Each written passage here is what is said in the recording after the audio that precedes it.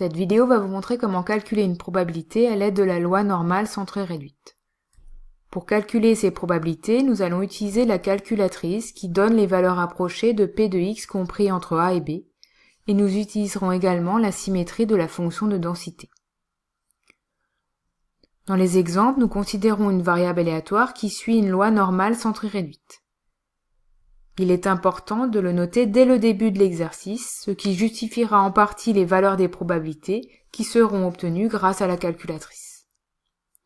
On cherche d'abord P de x compris entre moins 1,5 et 2,2. Cette probabilité est de la forme P de x compris entre A et B, avec A égale à moins 1,5 et B égale à 2,2. Elle est donnée directement par la calculatrice. Voyons la manipulation. Nous allons dans le menu Run Math, puis nous utilisons la touche Options en PTN, puis nous allons dans le menu Stat avec la touche F5, dans le menu Dist avec la touche F3, puis dans le menu Norme avec la touche F1. Nous prenons la deuxième option, NCD, avec la touche F2. Il faut ensuite rentrer les valeurs de A et B. Nous rentrons d'abord la valeur de A, moins 1,5, virgule, la valeur de B, 2,2. Nous fermons la parenthèse, puis nous appuyons sur la touche Exit. Le résultat est environ 0,919. Passons maintenant au deuxième exemple où nous cherchons P de x inférieur à 1,3.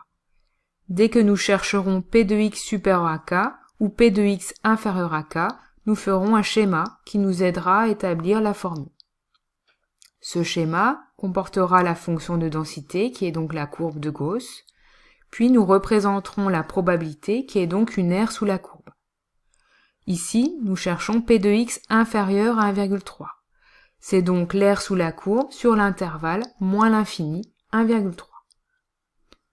On va maintenant utiliser la symétrie de la courbe de Gauss pour trouver cette probabilité. L'aire cherchée est égale à l'aire sous la courbe sur l'intervalle moins l'infini 0, en bleu, auquel on doit ajouter l'aire sous la courbe sur l'intervalle 0, 1,3, en rose. On en conclut que P de x inférieur à 1,3 est égal à P de x inférieur ou égal à 0, plus la probabilité que x soit compris entre 0 et 1,3. Pour une fonction de densité, on sait que l'aire totale est égale à 1. On en déduit que P de x inférieur ou égal à 0 représente la moitié de l'aire totale, soit 0,5. On en déduit donc que P de x inférieur à 1,3 est égal à 0,5 plus la probabilité que x soit compris entre 0 et 1,3. On utilise maintenant la calculatrice.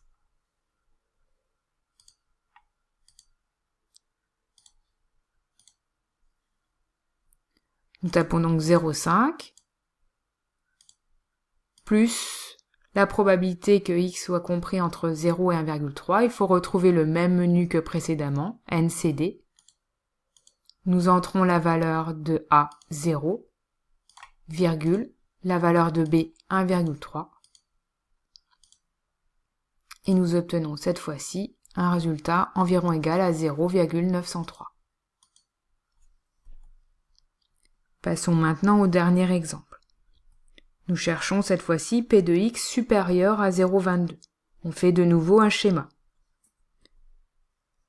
On représente d'abord la fonction de densité, puis on représente la probabilité avec une aire sous la courbe. Ici, x est supérieur à 0,22. C'est donc l'aire sous la courbe sur l'intervalle 0,22 plus l'infini. On utilise de nouveau la symétrie de la courbe. L'aire cherchée est donc égale à l'aire sous la courbe entre 0 et plus l'infini, représentée en bleu, auquel cette fois-ci il faut enlever l'aire sous la courbe entre 0 et 0,22, qui est représentée en rose. On en déduit que P de x supérieur à 0,22 est égal à P de x supérieur ou égal à 0, moins P de x compris entre 0 et 0,22. P de x supérieur ou égal à 0 est égal à 0,5 également. On en déduit que P de x supérieur à 0,22 est égal à 0,5 moins la probabilité que x soit compris entre 0 et 0,22.